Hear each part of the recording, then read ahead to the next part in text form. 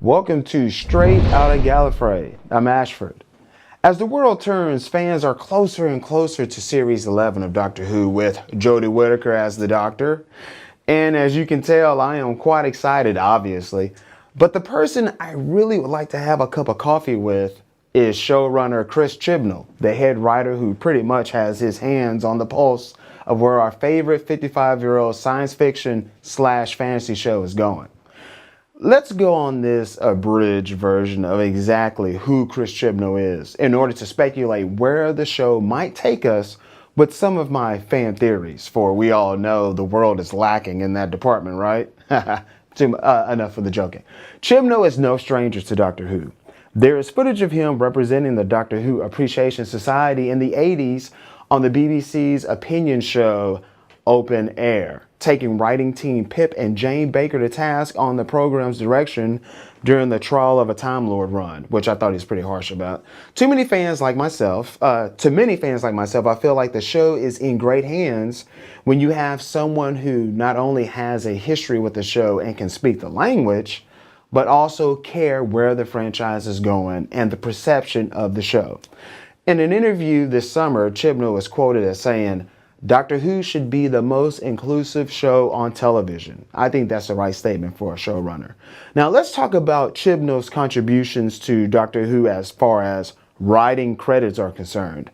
Chibnall wrote the episode 42 in Series 3, featuring Martha and the Doctor in a base under siege thriller. A solid episode, but an episode that was thrown Chris's way at the last second because another story fell through. Interesting characters and some disturbing parts, but not a story that comes to mind when I'm thinking of Doctor Who greatness. Later, former showrunner Stephen Moffat commissioned Chibnall to write the Series 5 two-part story, The Hungry Earth / Cold Blood, featuring a species from the Third Doctor's era, the Silurians, or Silurians, I've heard it both ways. I was a little on the fence with this story at first, but now I enjoy it quite a lot. I think there's a lot of good Doctor Who elements in the story. We have a species that are not aliens, but native to the planet Earth, who have been sleeping for ages, now awoken, ready to, claim what's rightfully theirs, the planet. Only one big problem. Humans are now walking the Earth. They refer to them as apes sometimes. We have a doctor who is trying to broker a peace agreement between the humans and the Silurians, hoping each can share the planet together. These are all elements we see in the John Pertwee era. Both in the Matt Smith Doctor story and in the Pertwee era, there are Silurians. Drilling appears in the Matt Smith two-part story and in the Third Doctor story, Inferno. And the whole idea of sharing the planet and not being prejudiced based on the fact that someone is an other, environmental concerns, it's all there. Now, jumping to Series 7A, Chris Chibnall wrote two stories, Dinosaurs on a Spaceship and The Power of Three. In Dinosaurs on a Spaceship, Chibnall displayed his ability of handling multiple characters, and in The Power of Three, Chibnall introduces us to Kate Lethbridge Stewart, the daughter of the Brigadier Alistair Lethbridge Stewart, introduced to us in the Second Doctor story, Invasion, but we really get to know the Brig during the Third Doctor's run. So the first and last time we saw Jodie Whittaker's Doctor, she was ejected out of the TARDIS. So will we see a TARDIS Doctor? The Third Doctor had his TARDIS during the first season of his run, but he didn't have the ability to time travel.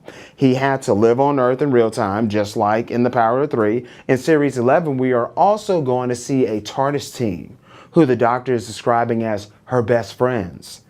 Think of it as a family unit. Well, during the Third Doctor's era, he worked as the scientific advisor for a task force called UNIT.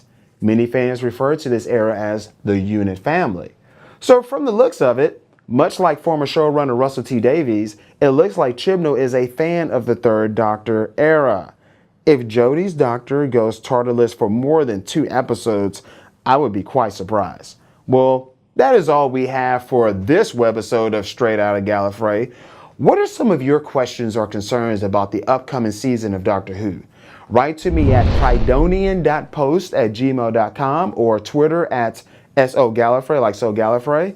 I want to thank the Kingdom of Geekdom for having me. I'm Ashford, and I'm here courtesy of the Right On Network. Till next time, cheers.